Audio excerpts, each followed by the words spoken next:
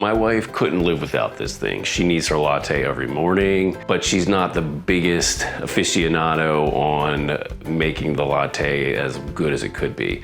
However, I'm very detail oriented when it comes to making lattes, so I'm gonna walk you through the different steps of making a latte on the Breville 920.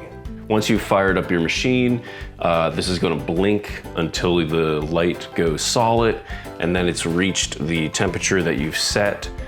In the settings, you can change the water temperature. You can make the water a little hotter or a little cooler, and that will help you dial in what your espresso shot flavor is gonna come out like.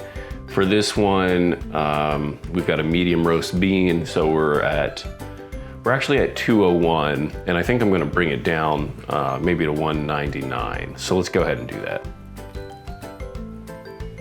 All right, we're gonna push it again, and it goes over. Gonna push menu, then it goes over to shot temperature. We're just gonna use our up and down arrow. And I'm actually gonna go to 198. Then we can just hit exit, boom. Next up, let's grab our portafilter and get our beans. Hop on our portafilter, tear it down to 0. And next we're gonna go ahead and get our beans.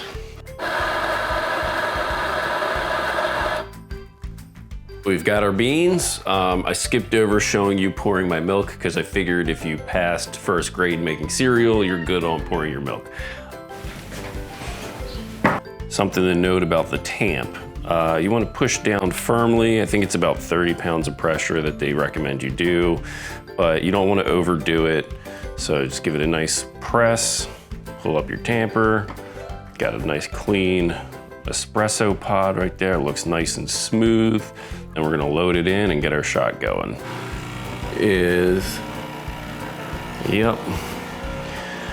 Want it to run about 30 seconds or so. The Breville does have a pre-infusion, so your shot might run a little longer than 30 seconds. Then once we get this kind of golden water, our shot is done. So we just hit that button, good to go. Next up, we're gonna foam our milk. We're gonna pull this guy out. We just want the tip to just break the surface of the milk. We're gonna go ahead and turn on our steamer.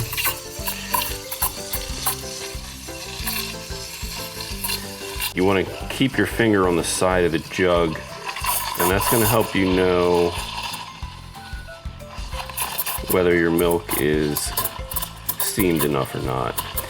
And as your milk rises, it's starting to foam up, so we're gonna go up a little bit, get the tip a little more into the milk. I'm starting to feel the milk getting nice and warm. And as it just gets almost too hot to hold, that's gonna be time to turn it off. Boom. Now, a really good trick with the milk, especially if you didn't do a great job of steaming it, you kind of shake it a little bit. That's gonna help get down the big bubbles, and then you want to give it a pop. And what that's doing is getting rid of the big bubbles. Let's see if we can get some latte art going. I'm no latte master, but we'll give it a go. Want to start low, go up with a high pour, kind of go back and forth, give it a little angle. Let's see what we can do.